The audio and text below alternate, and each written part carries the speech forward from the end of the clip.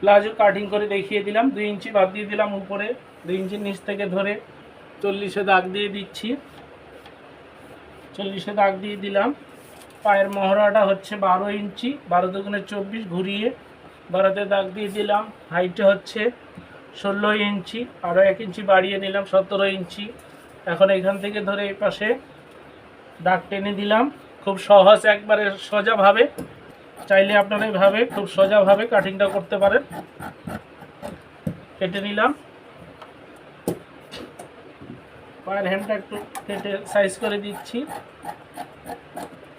হয়ে গেল palazzo cutting. এখানে পট্টি দিয়ে দিব, পট্টির জন্য কাটিংটা করতে হবে।